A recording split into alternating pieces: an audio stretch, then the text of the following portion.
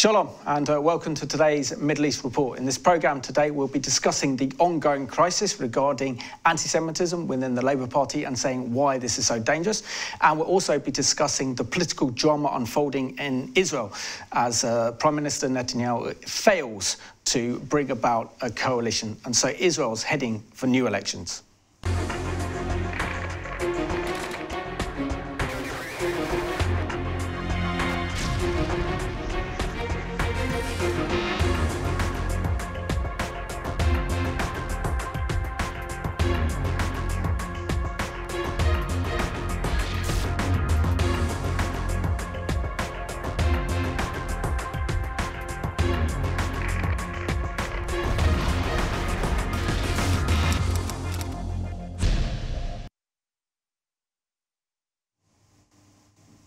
Warm welcome to the programme. And today's guest is my good friend. He's also just north of the River Thames in North London, prominent Jewish journalist Jerry Lewis. Welcome to the Middle East Report, Jerry. Thank you very much. Jerry, I had you on the Middle East Report a number of years. You've been on some of the other programmes I've done as well. Can I say that next week, as we're recording this programme, it's your 70th birthday and decades of experience of dealing with high-level political issues and covering them for Israel in Parliament. So firstly, I want to say thank you so much for the incredible work that you've done over the years, and just hope that you have a really good birthday as well. But let me start off by saying, can you share with us something about your background growing up in North London, but you were born in or lived around Epsom area, but to share with us, your life growing up. Well, having been born just not a few miles away from here, my parents moved to northwest London when I was 5. I got through schools, went on to Manchester University, and that really kindled my interest in Israel and in politics. In Jewish politics, I joined the Manchester Jewish Representative Council, which is sort of body of parliament for the Manchester Jury, and also I distinctly remember when we had an incident, major incident, where I think it was 8 Jews were hung in the town square in Iraq. There was a big debate whether we should, as students, go back down to London to join the national demonstration, or I suggested, why don't we put on a big demonstration in Manchester's Albert Square? And we did. We had a very large attendance, non-Jews, Jews, all sorts of people turned up. And what was on the Guardian's front page the following morning? Our demonstration. Nothing about the London demonstration at all. So I learnt the value of putting on demonstrations, carefully organised, quietly done, not overstated, but it was very, very effective. And after that, Soviet jury, and then started my life in Parliament. And I've been a parliamentary journalist coming up now 40 years. Fantastic. And what is it about journalism that attracted you to the profession? At school, I started up a school newspaper. University, I was involved in bits of journalism. I tried 1 or 2 other professions. I, in fact, even did a year's training at Marks & Spencer for my sins. Nothing compares with the adrenaline you get from working as a journalist. And I'm very lucky. I'm a lobby journalist, worked my way up through the ladder. And I've seen so much go on. The decline of the Labour government in the 1979, pre-79 era, Thatcher era, John Major, then subsequently all the changes since then, Tony Blair, Gordon Brown, and each of them I've either interviewed or spent time questioning them, right through to David Cameron and Theresa May. So I've had a very full life, and in terms of Israeli politics, I have met, thankfully, every Israeli Prime Minister since Golda Meir. Wow, that's something. So that's something. I've interviewed 2 or 3 of them. I've even interviewed for my sins, Yasser Arafat. So I've done a pretty wide range of stuff. I've enjoyed life. It's very tough. Had I been married, I would never have survived, because the amount of time you've got to devote to doing journalism is quite a lot. I've written for major Israeli newspapers as well as doing radio. All hours of the day and night, you've got to be on the ball and on duty, and so it is. Can you share with us one of your biggest stories that you worked on? Ooh. I think the biggest story I ever was involved with was walking through the market in Tel Aviv, and I heard some gunshots. And I said to my friends, wait a minute, was that something special? And they said, no, it's just the Navy practicing at sea. About 5 minutes later, there was a lot more gunshots. I departed from my friends. It was just by the central Tel Aviv market, ran down towards the seafront, and that was the beginning of the siege at the Savoy Hotel. And I remember it so well. I was there inside the cordon, inside the police cordon, and miraculously with access to a telephone, so I could phone the BBC. And I was reporting from BBC. I cleared it with their then Israel correspondent, the great Michael Elkins, and I was on duty right through the night, filing to BBC World Service and domestic radio. And for the Today programme, I gave an update. And I remember giving the update just about 10 minutes before the then Defence Minister, Simon Barrett, came. My assessment of how many had been killed and what had happened, without any sources besides my own eyes, was in the tune, and the accuracy of the figures was the same as Simon Barrett, who had all the paraphernalia of the army, the police, and everybody else. I was lucky. I stayed within the cordon. I couldn't put my head above the parapet because otherwise I'd be kicked out. But I saw and heard a hell of a lot. And when the final 5 o'clock in the morning explosion took place, when the Israelis burst into the Savoy Hotel, that damaged my hearing, and to this day I've never fully recovered my hearing. So that was a very historic time.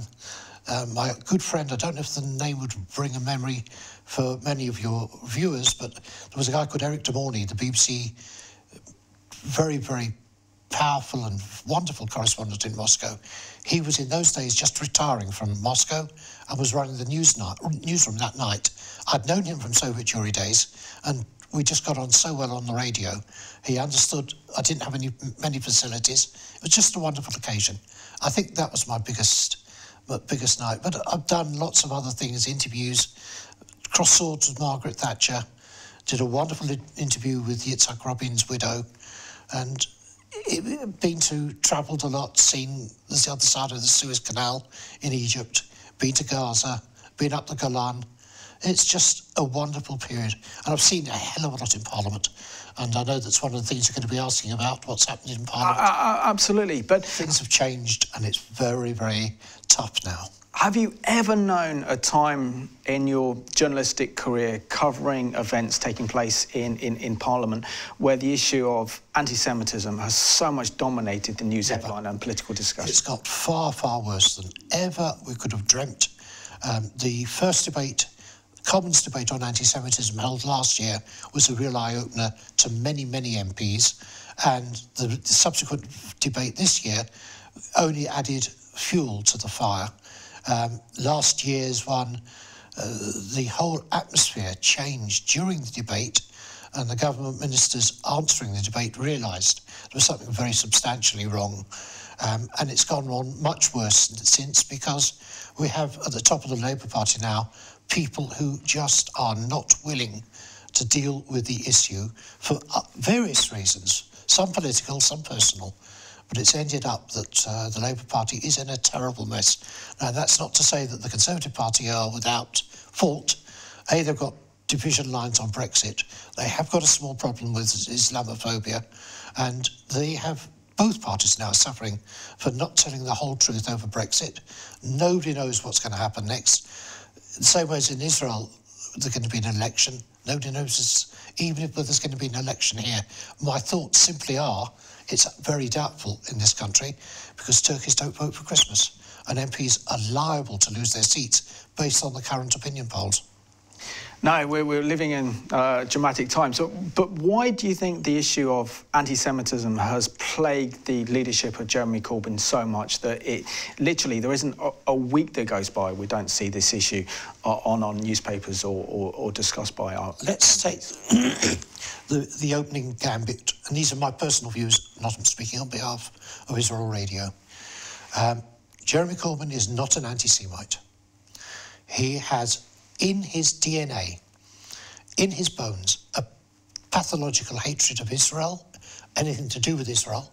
He's very, very passionately pro-Palestinian, and he doesn't see any way forward as things stand with the current leadership in Israel. But that's only the beginning of the story. He is surrounded by people who I can honestly say, without naming them, do have anti-Semitic trends, traits, and those people have control over him.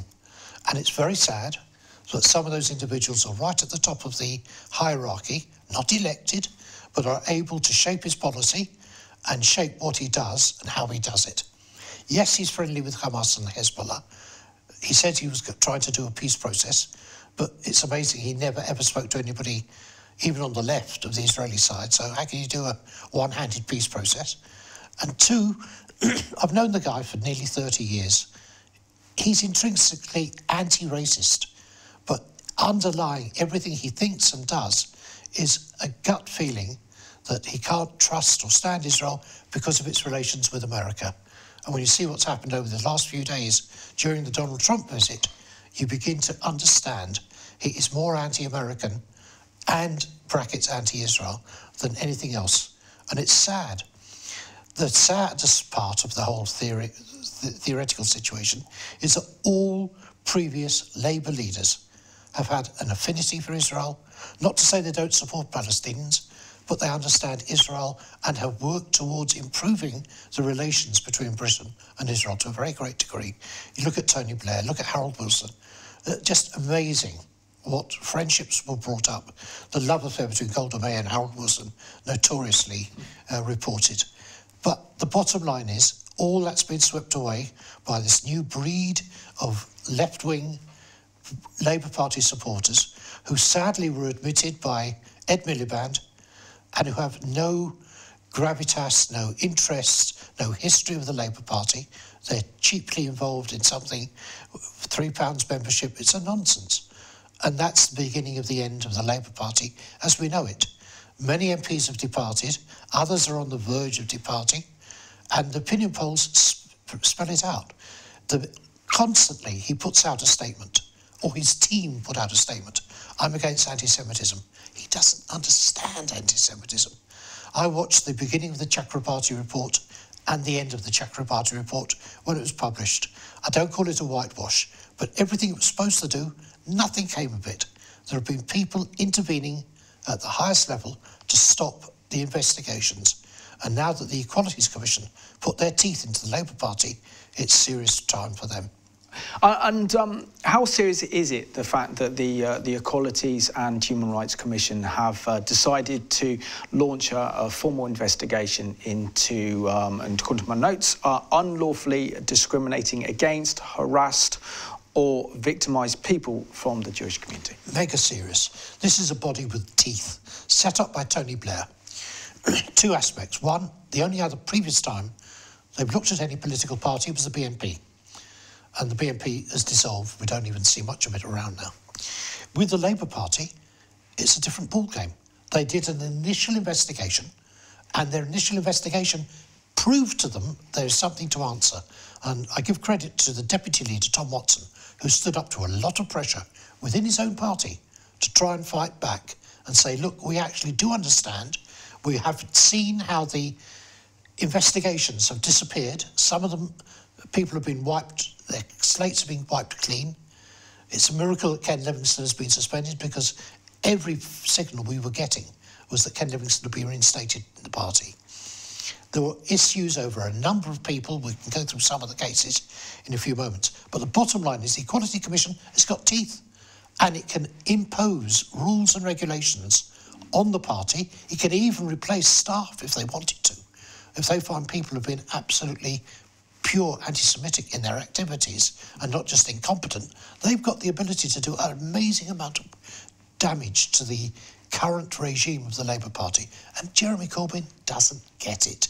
And everybody in the Jewish community who's got any thoughts about this, those on the moderate side of the Labour Party have been saying to him and to McDonnell and to all the others in the leadership, don't you realise what damage you've done to the historic ties between the Jewish community and Labour?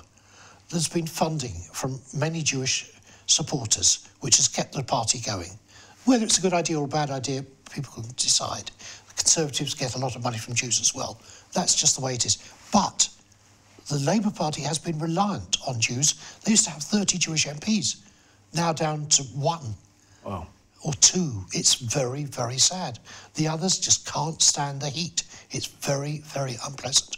And when I've seen some of the absurdly rude emails, and social media's got a hell of a lot to answer for, the rudeness and the threats to Jewish and non-Jewish MPs who support the Jews, you really begin to realise that there is something underlying seeping into the Labour Party. I won't say it's institutionally anti-Semitic, and the people at the top of it have been doing their best to uphold their love of Jeremy Corbyn. For him, it's a cult, and it's worse than a cult because you don't realise where it's all going to end. I don't mind him having pro-Palestinian views. Lots of other MPs have pro-Palestinian opinions. That's not a problem. What is a problem is him taking it out on Israel and Jews and conflating the two. And I've always tried, in all the work I've done, to separate Israel and the Jews. They keep on putting the two together, and as long as they do that, there's a serious problem. So let's have a look at this report now about the Equalities Watchdog investigating the Labour Party for anti-Semitism. Well, the Labour Party will fully cooperate with the EHRC. That's terribly important. What we strive to do as a party is ensure that we have the most robust and fair system that we can possibly have. And I think this investigation will allow for us to be able to say with some confidence that we have that. The new General Secretary, from day one, has made tackling racism and tackling anti-Semitism her #1 priority. She has strengthened all of the rules. Anti-Semitism is included in part of our rule book, and we've invested extra resources into dealing with any form of complaints.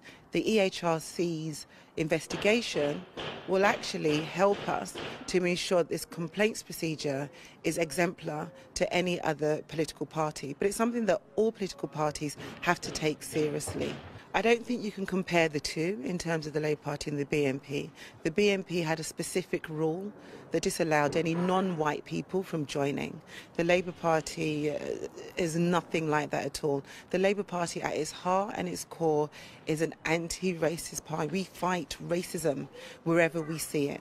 So I actually see this as a way of ensuring, with the scrutiny of the EHRC, that the Labour Party's rules and policies, procedures are robust and fair, and that we can deal with racism wherever it raises its ugly head. It might just be 0.1% of our membership, but one is one too many.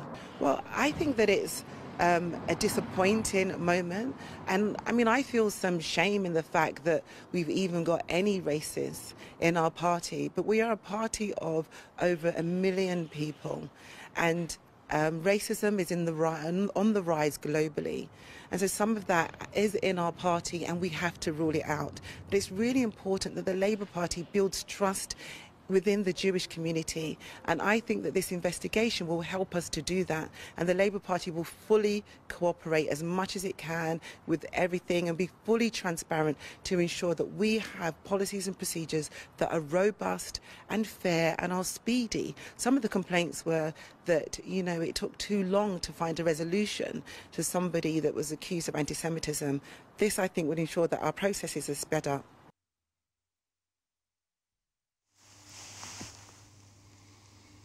And to be fair, Labour have had years to sort this problem out and failed to tackle it. We see in there that spokeswoman speaking on behalf of the Labour Party, particularly with this investigation on behalf of the Equalities and Human Rights Commission to investigate anti-Semitism in the party. Now, it's come forward that there are now at least 100 witnesses with testimonies describing anti-Semitic behaviour within the party. Now, this is incredibly damaging, isn't it, to the Labour Party and Jeremy Corbyn, and this is an issue that won't seem to go away, and he's failed to tackle it. What are the consequences politically for him if he fails to get to grips with this? Let's start from the beginning. Dawn Butler made some sweeping allegations and statements just now. She does deal with the communities, smaller communities, ethnic groups, and she is reading out a crib sheet which she's been given, which is so distorted. The problem is a tip of an iceberg. and she doesn't understand that. She said she welcomes this investigation. She has no idea what damage this could actually do to the whole of the Labour leadership. She has not a clue what's involved.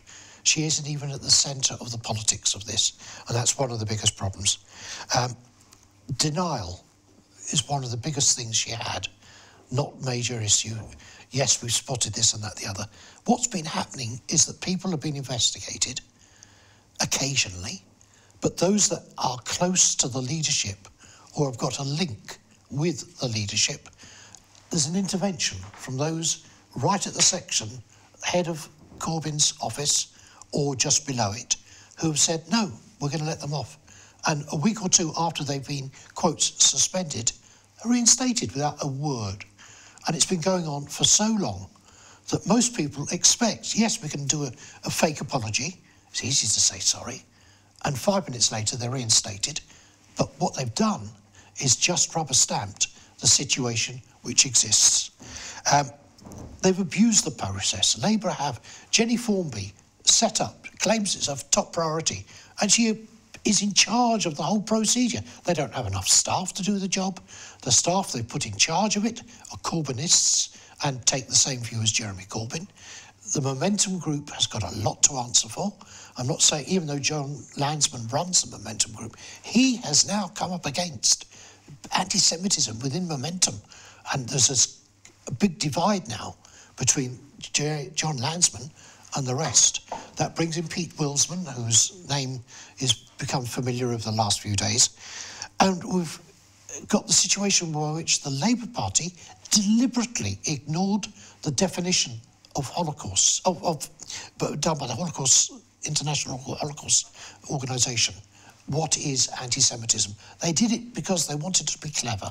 They didn't accept the examples which involved Israel, not Israel as a left-wing state or a right-wing state or anything, just the state for Jews to have their homeland, the same way as the British have our homeland. It was a nonsense. And as much as Corbyn, and I will name the individual, Seamus Milne, who's his chief of staff in terms of all the communications, and some rudely refer to him as the brains Jeremy Corbyn's got. He's one of those who definitely has a very, very strong pro-Palestinian, be very careful how I word this, but has a difficulty dealing with Jews and Israel. And Jeremy Corbyn lets him do that because Jeremy Corbyn isn't strong enough to deal with this issue. I've spoken to John McDonnell, who some people say may be the next leader. Who knows? He is aghast at what's going on in the name of the Labour Party. He tells me privately he wants the whole thing cleared up. And I've said to him, the only way you can clear it up is by actually sitting down with the Jews that count and seeing where you've gone wrong. And of course, they will not be able to do so until they accept, as they've tried to do now, the definition, and have a proper procedure in place, which they haven't got. If you get charged with anti-Semitism, you get away with it. Pete Wilsman, who has just had the case, a few months ago, he did a completely vicious anti-Israel rant in the National Executive. Nobody dealt with it. Nobody said anything. Corbyn was sitting there. He could have said something. He did nothing. Now, when Pete Wilsman went over the edge again this last couple of weeks, and all of a sudden they wake up and say, well, maybe we ought to suspend him. It's too little too late. And what signal does it send to all the others who have got similar views, mainly on the left of the party, and not Muslims? Some are, but mainly not. Terrible signal. They can write what they want in social media or rubber stamp in whatever social media place it is, views which are absolutely anti-Semitic, and nobody can touch them. They know they've got immunity. And sadly, that has gone on and on. They now claim the latest game is that that one is no longer a member of the Labour Party. Yeah, they've been suspended for 5 minutes, come back in through the back door. There's nothing stopping this wave, this tsunami of feeling about Jews and especially about Israel. And I don't want to conflate the two things, but sadly, most people do that, and we get a terrible situation by which even the leaderships of the other parties are pointing fingers at the leadership of the Labour Party and saying, what are you doing? Why did Donald Trump refuse to see Corbyn? He knows the guy is trouble. And he has this opinion. He hasn't said it so much publicly, that the guy is anti-Semitic. Now, I disagree with that view, but it's the view which a lot of people are now getting, and that rules out Jeremy Corbyn, in my view, to be a fair, honest, decent leader of a Labour Party, and will rule him out from being any chance of doing a proper job as a Prime Minister. So let's see this excellent news report where the former head of Labour and Friends of Israel, Joan Ryan, is talking about her experiences of dealing with anti-Semitism within the Labour Party. 9 Labour members of Parliament have quit their party, in part over the cloud of anti-Semitism hanging over the party leader, Jeremy Corbyn. I'm now joined from London by one of those who left, former British Member of Parliament, Joan Ryan, and here in studio, honored to be joined by former Israeli Ambassador to France and Italy, Avi Pazner. Thank you for joining us. Joan, before I go to you, let's listen to what you said about the situation in Labour at this year's APAC conference. Britain's Labour Party, of which I've been a member for 40 years, has been transformed. Once a close friend of Israel and an unwavering ally of British Jews, it has been taken over by the far left. It is now, despite the best efforts of some decent members, riddled with anti-Semitism. So, Joan, that was you about, I guess, over a month ago. And this week, another Labour member, MEP Mary Honeyball, resigned, citing the leadership's shameful, according to her, lack of action on anti-Semitism as one of her reasons that she's leaving. Do you see this trend of resignations continuing? Well, I can't see what's going to stop it.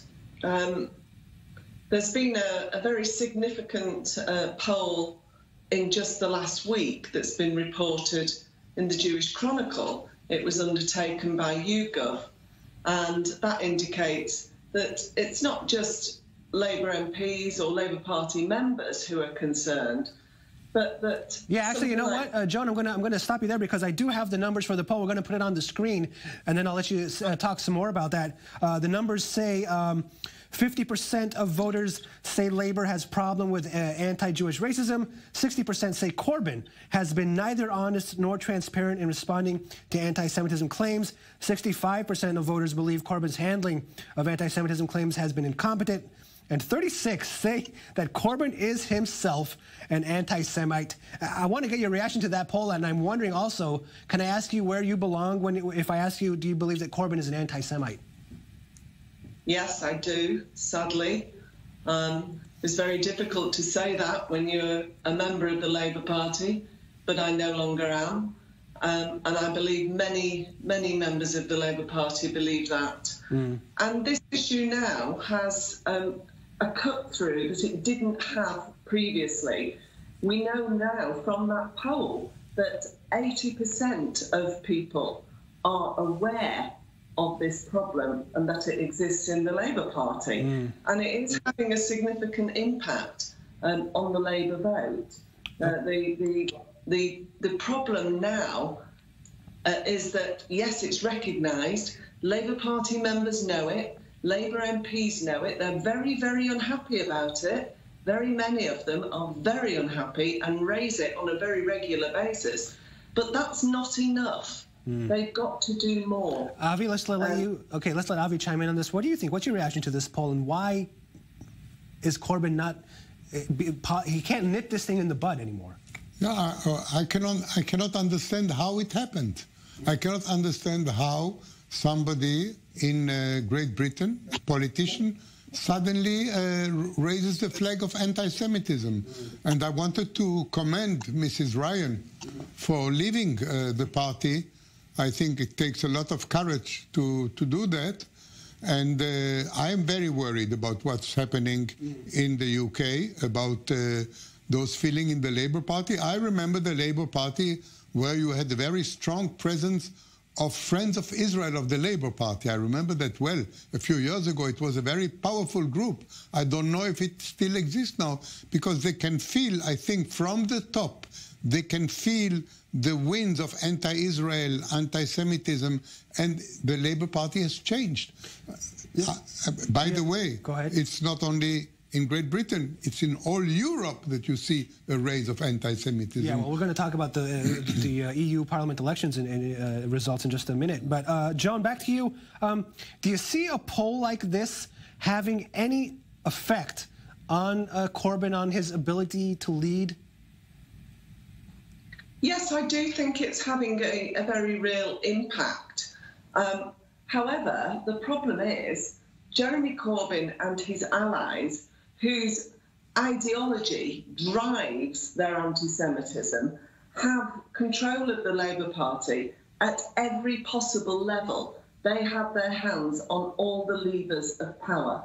Now, Labour Friends of Israel does still exist and is a strong and courageous voice against this hatred of Jews, this racism against Jews. However, the problem is who holds the power in the Labour Party. And we see the way he operates that power to the degree that we now talk about institutional anti-Semitism in the Labour Party. It's not just a few bad apples. It's the way the whole organisation and its processes operate. And that's why those who are being anti-Semitic, saying some of the most violent, awful things, they're not dealt with properly, and the problem grows. They can't be dealt with because it's part and parcel of the hard left ideology to have this view of it begins as anti-Zionist anti-Semitism, but very quickly it morphs straight into anti-Semitism. Morning, Mr. Corbyn. Relations between the Labour leadership and the British Jewish community broken beyond repair. Can you fix the relationship, Mr. Corbyn? I would find it very hard to stay in a movement that treated me the way the Labour Party and the Labour leadership seems to be treating the Jewish community right now.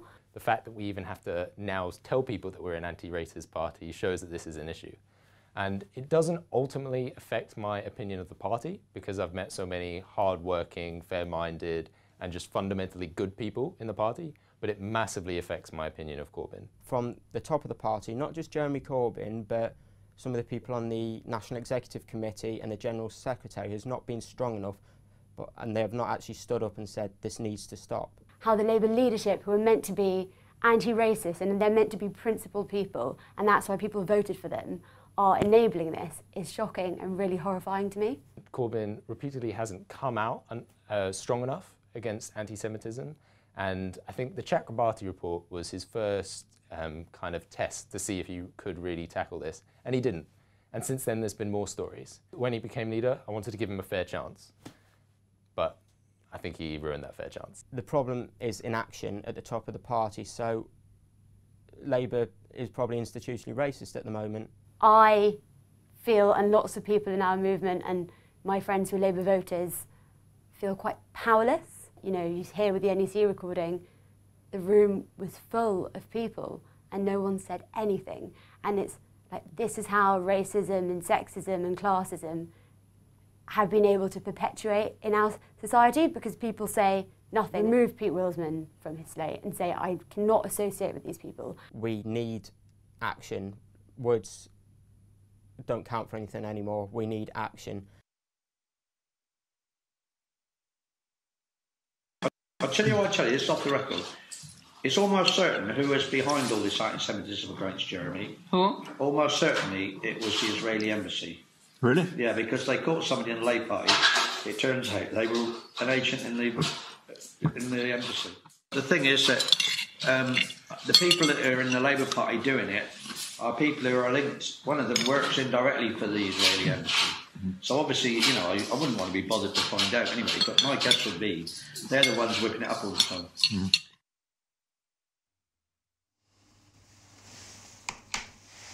And that goes to show you the extent of the problem within the Labour Party with the growing rise of Jew hatred. What is it like for, there's very few Jewish members left in the Labour Party, or certainly in the parliamentary Labour Party. What is life like for them and also some of the other Jewish supporters within the Labour movement with this rise of anti-Semitism within the party? It's been very tough for the last few years, increasingly so.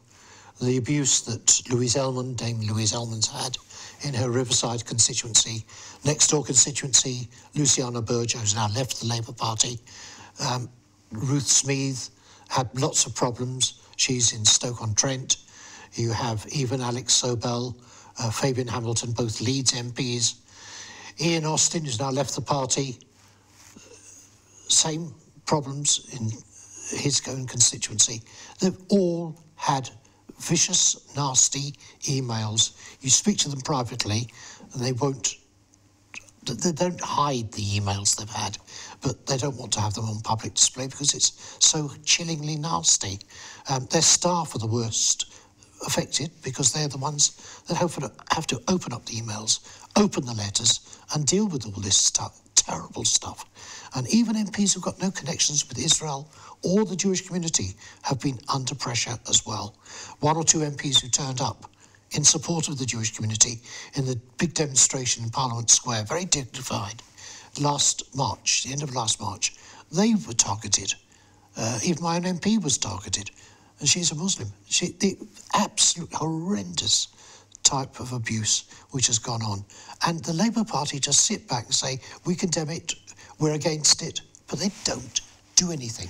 And the one thing which the leadership of the Jewish community and the non-Jewish people have been constantly saying, we want action, not words. And can you explain to us that the issue of Jew hatred has serious implications because, firstly, what happens to the Jewish people never finishes with the Jewish people. And we know that this ultimately leads to the complete breakdown of our society, even the destruction of a society. It allows the rise of incredible evil to take place, as we saw with Nazism in the 1930s and 40s. So what is the consequences for this country if this issue of Jew hatred is not tackled within the Labour Party? I fear that some of the practices of Judaism might be affected. Last week we saw in Germany, the leadership in Germany, political leadership, telling Jews not to wear their kippah, their skull cap, in public. Frightening. And if that were to happen here, it would be a very major issue for the Jewish community. We have the right, given in law, to practice how we have meat prepared, same as the Muslims. So we're hoping that nobody's going to start tackling that. If they do, they're going to have to tackle the Muslim community as well. We have all sorts of different things where Jews have a right to protection of the Equality Act to practice their religion in their own way, providing it doesn't conflict with anything in the British law. They need time off sometimes on a Friday afternoon and the Saturday for the Sabbath. And all sorts of issues like this could come under pressure from a situation by which a party rampant like this, but the safety of Jews, you've got to bear in mind the government are spending every year over £13 million to pay for security guards outside every single Jewish school, synagogue and communal building. It's a heavy toll to pay. That's the only way we've got safety. Nobody's got any more than just these guys outside. They're there as a deterrent. They've got no guns, no right of arrest, but they're there to deter people who might try to do something to our Jewish community. We've seen court cases where individuals have been listing their synagogues or whatever it is to attack as one of the things as part of their charge sheet. So we know there are lots of people considering such activity, and it's all got to be tackled urgently because there will one day be an incident like we've seen 5 or 6 times in France or in Belgium or in Holland, and it's going to be very, very severe. I sat through the trial of the individuals who tried to bomb the Israel embassy and the headquarters of the Jewish Israel Appeal up in Finchley, and that was frightening enough.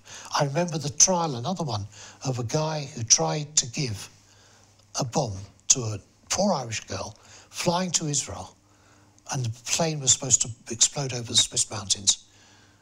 And she almost got through, but for the airline security. There have been so many incidents which have been, thankfully, caught in time, which we're not privy to, but we know have taken place. It's not the first time Jews are under attack. And as you suggested, if it doesn't stop with the Jews, it goes on to others. And I don't want to see any more anti-Semitism. I certainly don't want to see in this country Islamophobia from anybody. It's wrong, it should be condemned, but action has to be taken by all at the top of politics to stamp it out. And we haven't seen the Labour Party doing what is required. Excellent. I think that's a good conclusion to this part of the programme, Jerry. So the next issue I have to talk to you about is the kind of political mess that Israel's experiencing, with the Israeli Prime Minister Benjamin Netanyahu failing to form a coalition, and so now the Israelis are heading for a new election, I believe on the 17th of September. So let's have a look at this news report that looks at the breakup or Netanyahu's failure to form a coalition government. Israeli elections 2019, round 2.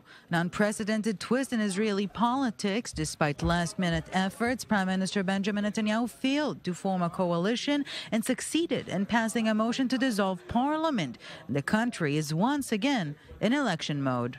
We will run a sharp, clear election campaign which will bring us victory. We will win, and the public will win.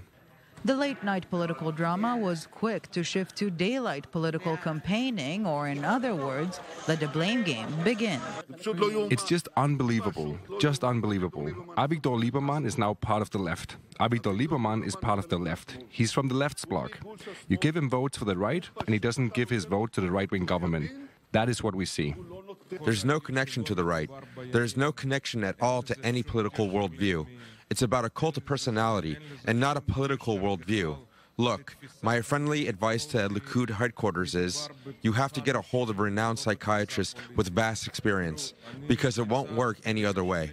The negotiating team could have had a good agreement, but Lieberman did not want the draft law or anything else. What he said today at the press conference is throwing down the gauntlet to the ultra-Orthodox public. We will not forget this.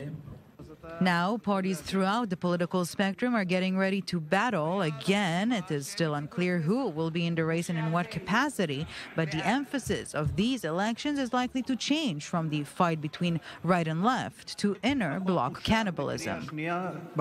With the dubious title of the shortest in Israeli history, the 21st parliament is now officially in the past, but the unnerving way it ended will play a major role in shaping the next one.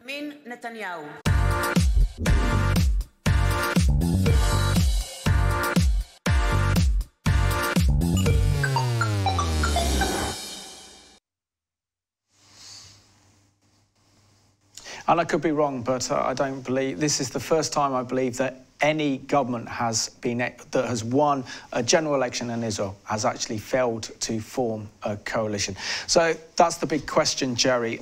Why hasn't the Israeli Prime Minister Benjamin Netanyahu, who won the election because he was in the best place to form a coalition government, was unable to do so? And thus the Israelis are going back to... Introduce you to a Hebrew word, balagan.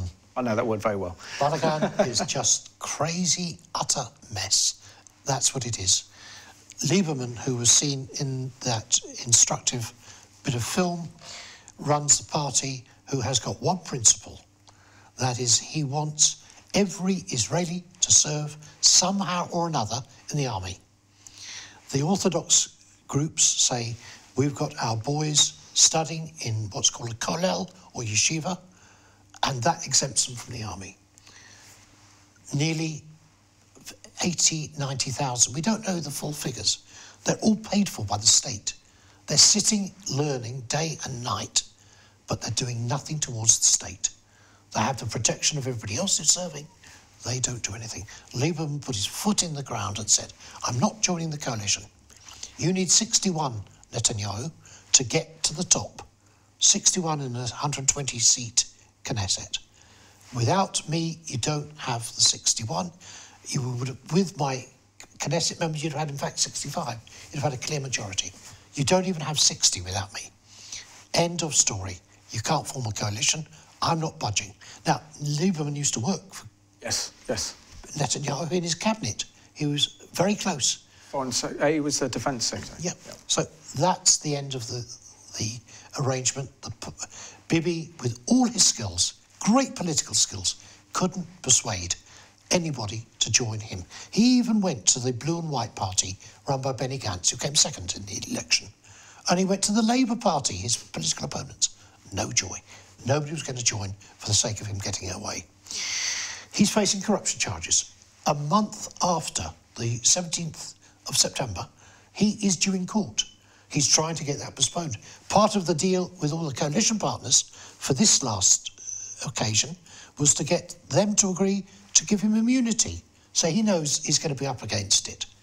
Who is going to join, amongst all the different parties, a party with a leader who's got problems and may well be found suffering in court and therefore not able to be Prime Minister? There has been a lot of fighting between all the different groups. The left are trying to get new parties together.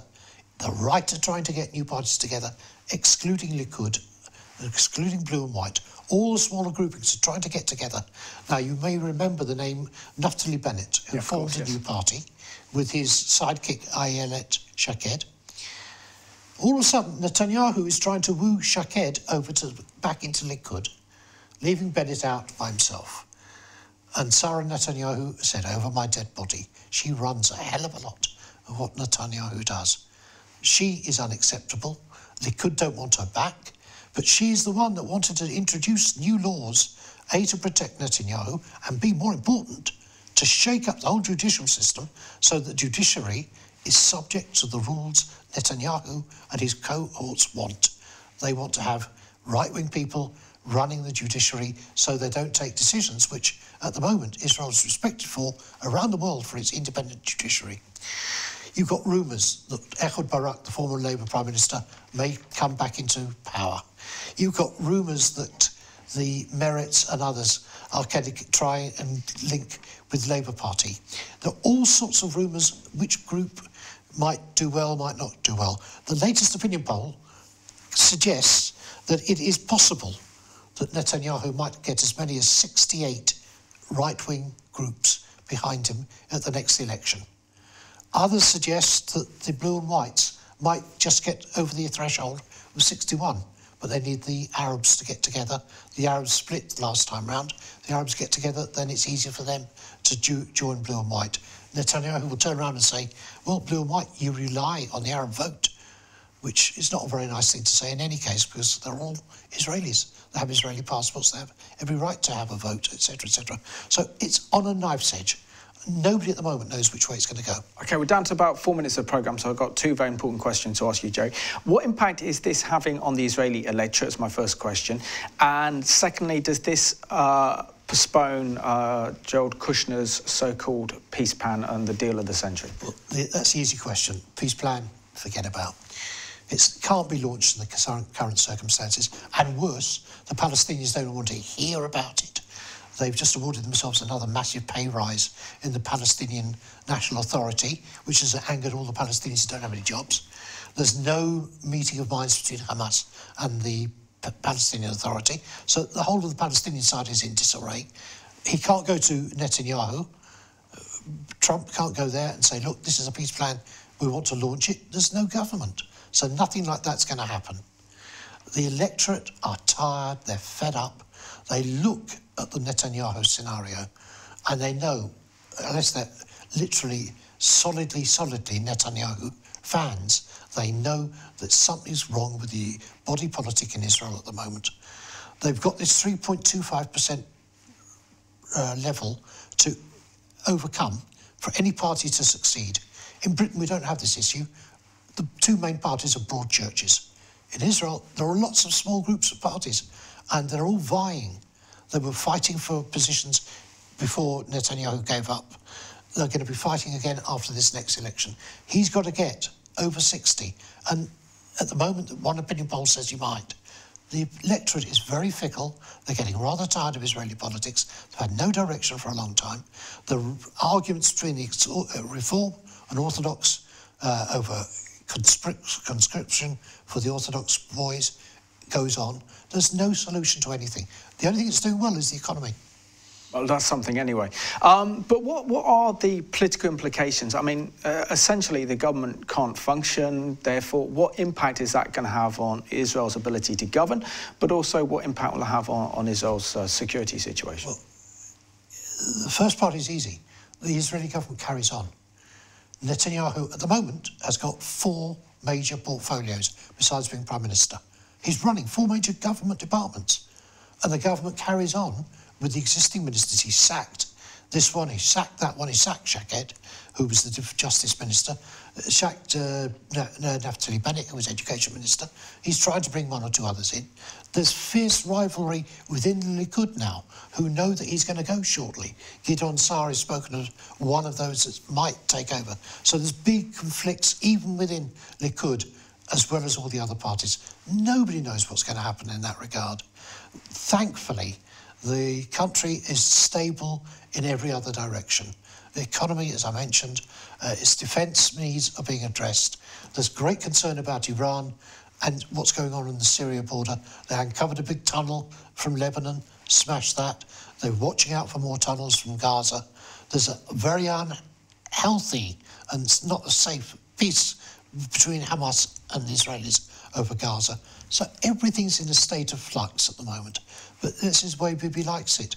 He likes it to have people on edge so that people can flock to him as Mr. Security. He has that reputation, but sadly he has lost a lot of his credibility as a political leader, as a judge of who's best for himself and for the country to get a coalition together. They're worried about the chances of him not succeeding to fight off the legal charges. 3 major cases, and there's a watch over Sarah Netanyahu, who literally has got him in places where most other people don't. And she and her influence is sometimes questioned to a very great degree. The country will survive. And I've got to end by saying how much everybody appreciates the solidarity and the friendship, especially of the Christian communities. That is felt so much from around the world. People know that they've got good friends, major ones. The Christian community, as Rivlin, the president, said yesterday, is expanding in Israel. The only place in the Middle East the Christian community is doing well. He's let down the Jews in America, Netanyahu. He's let down many Jews in this country who feel that he just doesn't want to listen to diaspora jury. Diaspora jury is saying, go towards peace. But thank God he's, as a country, got the tremendous support, and it's very, very welcome from Christians who stand by Israel, have done for a long time, and continue to do so. It's a pleasure to stand with Israel and the Jewish community, Jerry, and I have many friends like me who feel exactly the same way, including the vast majority of our viewers. So what role, just summing up in 30 seconds, can they play in standing with Israel and the Jewish people, whether it's in Britain or whether it's in Israel, during these turbulent political times? Oppose the anti-Semitism which is seen around the country. Support Israel in its products. Oppose where you see signs of BDS, boycott, sanction and divestment, which is part of the Palestinian efforts to destabilise Israel. And give Israel support on the radio phone-ins, in the letters pages of the papers. Write to your MP and say, what are you doing to help Israel just to improve its station? Jerry, thank you so much for being my guest on today's programme. Thank you for your wonderful contribution that you've made for Israel in this nation by covering Israeli and Jewish-related issues in Parliament. And I just want to thank you for watching today's Middle East report. We can see that both in Israel and also in Britain as well, our politics is in turmoil. That's why we've got to continue to pray and to stand up for righteousness, whether it's in our Parliament, and to pray continuously for the government in Israel. So I want to thank you for watching today's Middle East report.